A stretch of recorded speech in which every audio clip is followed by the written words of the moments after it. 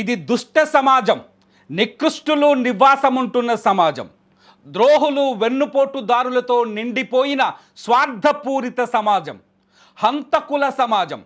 ఈ మాటలు ఎందుకు చెప్తున్నానంటే, నేను చెప్పబోయే ఈ కథని మీరు పూర్తిగా చూస్తే మీ కళ్ళ వెంట కన్నీళ్లు కారుతాయి.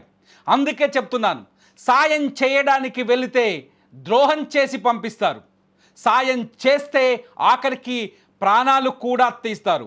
కేవలం హంతకుల కోణంలో, కేవలం స్వార్థపూరితమైన మనస్తత్వంతో ఆలోచించే మనుషుల నివాసం ఉంటున్న సమాజం ఇది.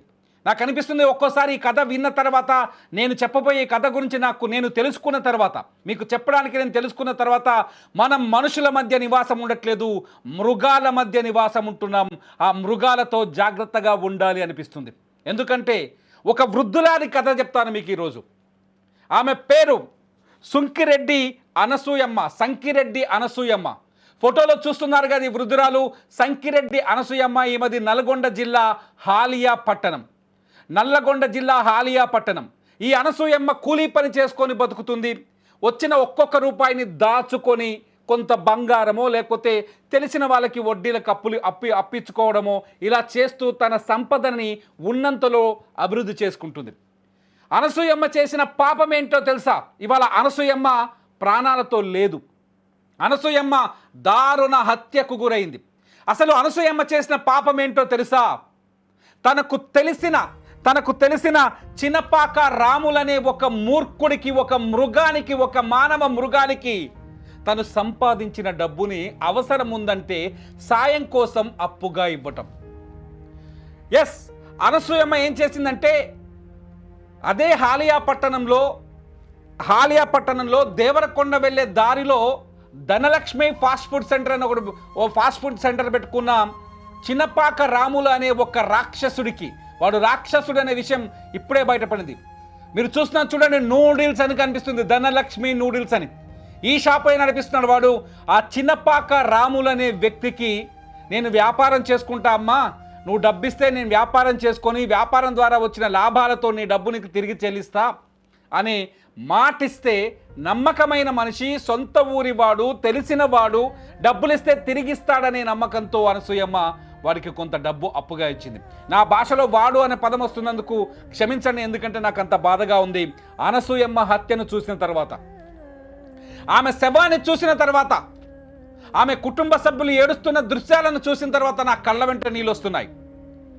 ఎంతోమంది వృద్ధులు ఉన్నారు, ఈ వీడియో చూసిన వాళ్ళు కావచ్చు, లేకపోతే మీ తల్లిదండ్రులు కావచ్చు, ఎవరికైనా సాధారణంగా కొడుకులు వేరుపడిన తర్వాత, కొడుకులు ఎవరి ఫ్యామిలీ వాళ్ళు సెటిల్ అయిన తర్వాత, వృద్ధులు వాళ్ళ దగ్గరున్న కొద్ది డబ్బుని పొదుపు చేసుకుంటూ ఇటువంటి చిన్న చిన్న వాళ్ళకి అప్పులు ఇస్తూ ఉంటారు.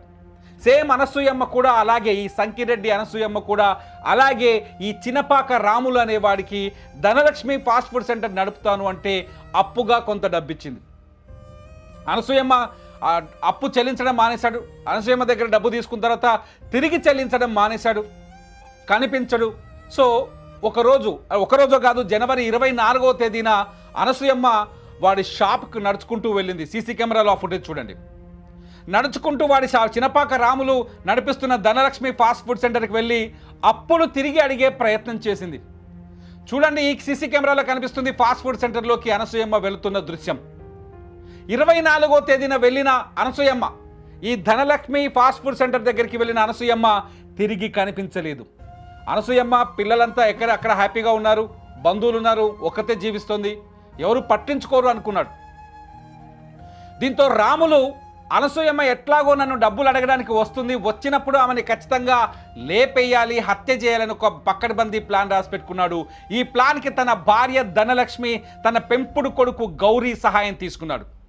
ధనలక్ష్మి, గౌరీ, రాములు ముగ్గురు కలిసి ఇంట్లోకి వచ్చిన అనసూయమ్మని పీట కత్తి అంటాం మనము, లేదంటే కూరగాయలు తరిగే కత్తి ఉంటుంది కదా, కూరగాయలు తరిగే కత్తిపీట, ఆ కత్తిపీట తీసుకొని అనసూయమ్మ తలపైన కొట్టి ఆమె కింద పడిపోగానే ఆమె కత్తిపీటతో ఆమె గొంతు కోసి అత్యంత దారుణంగా హత్య చేశారు.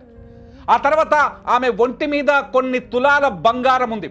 ఈ హత్య వెనుక పెరుగుతున్న బంగారం ధర కూడా ఒక కారణమని తెలుస్తోంది. 2 లక్షల వరకు, ఇప్పుడు 1,60,000 ఉంది బంగారం ధర తులం. ఈ బంగారం ధర 2 లక్షలు దాటుతుంది, 4 లక్షలకు వెళ్లే అవకాశాలు ఉన్నట్టుగా మార్కెట్ నిపుణులు అంచనా వేస్తున్నారు. ఈ నేపథ్యంలో పెరుగుతున్న బంగారం ధర కూడా ఒక కారణమని తెలుస్తోంది. అనసూయమ్మని హత్య చేస్తే అప్పు మాఫీ అయిపోతుంది, అడిగేవాడు ఉండడు.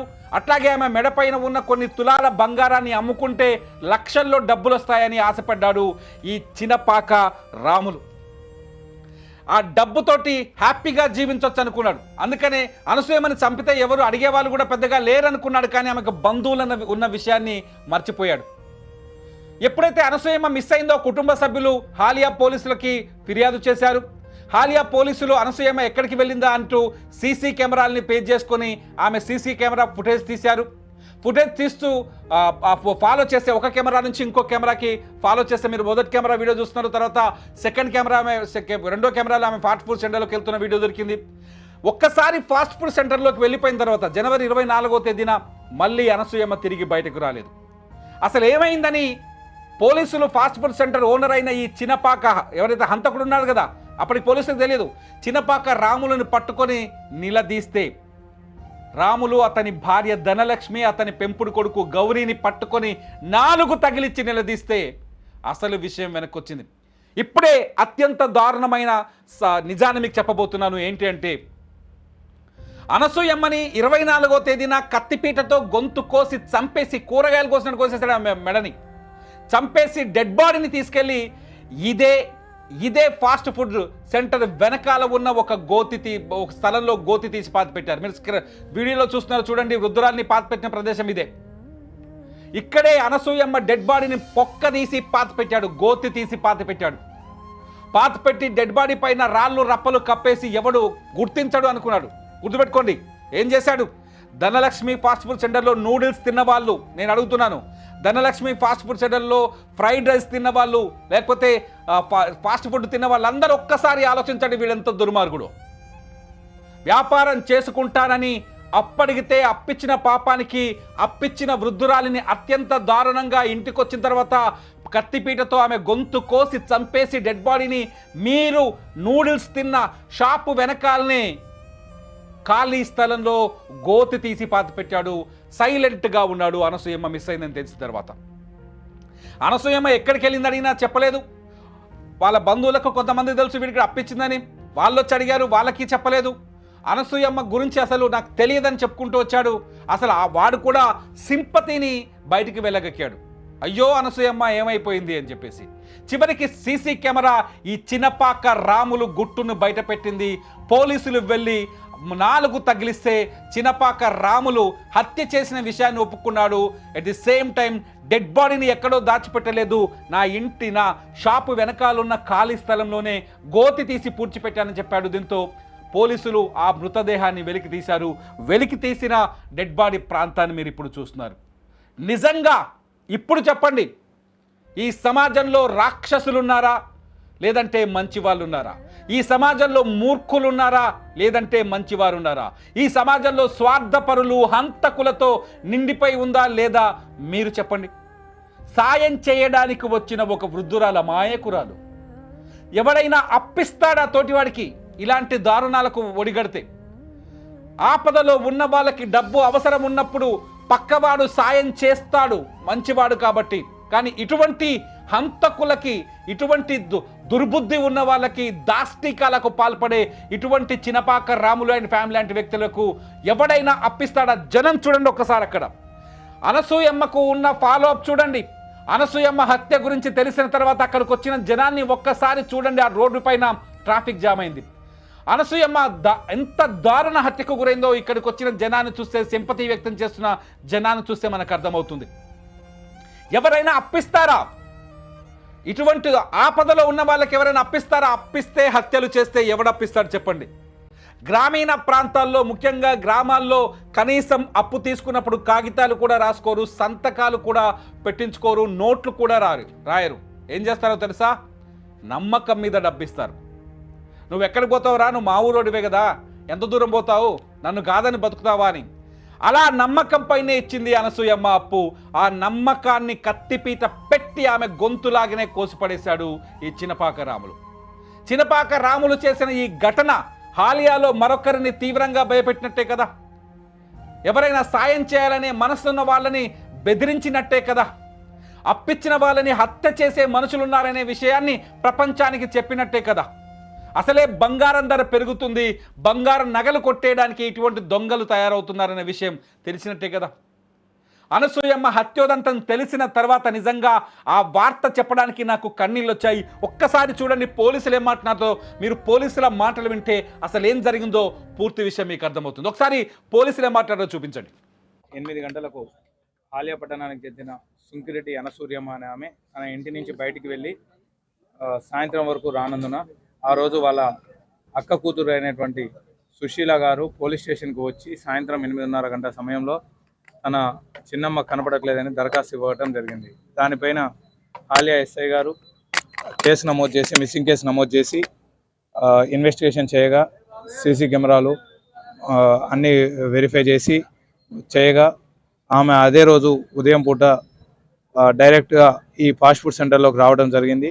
అది చూసి దాన్ని ఎంక్వైరీ చేసిన తర్వాత ఈరోజు ఉదయం సమయంలో ఈ ధనలక్ష్మి ఫాస్ట్ ఫుడ్ సెంటర్ యజమాని అయినటువంటి చిన్నపాక రాములు, అతని భార్య ధనలక్ష్మి మరియు అతని పెద్ద కొడుకు అయినటువంటి గౌరీ, వీరు ముగ్గురు 24వ తారీఖు ఉదయం పూట ఆమె వచ్చినప్పుడు తనకు ఇవ్వాల్సిన డబ్బులు అడుగుతూ ఉన్న సందర్భంలో గొడవపడి తన మెడలో ఉన్న పుస్తెల తాడు కోసం లోపల ఉన్నటువంటి కత్తిపీట తీసుకొని తల మీద కొట్టడం జరిగింది. కొట్టగానే ఆమె కింద పడిపోగానే అతను అదే కత్తిపీటతోటి గొంతు కోయడం జరిగింది. గొంతు కోసి ఎవరు డోర్ పెట్టేసి తన షాపు వెనుక భాగంలోనే గుంత తీసి పూడ్చిపెట్టడం జరిగింది. పూడ్చిపెట్టిన తర్వాత ఎవరికి అనుమానం రాకుండా వాళ్ళు వివిధ ప్రదేశాల్లో తిరుగుతూ ఉన్నారు.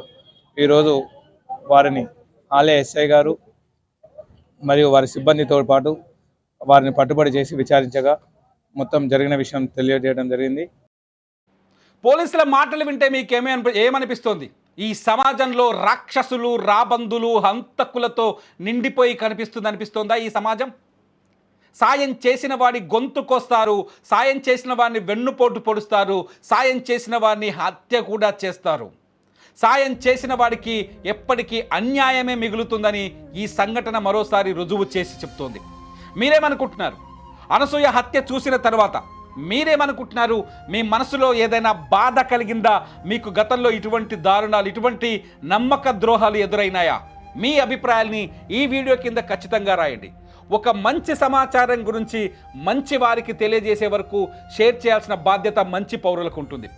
ఖచ్చితంగా ఈ వీడియోని లైక్ చేయండి, కామెంట్ చేయండి, షేర్ చేయండి.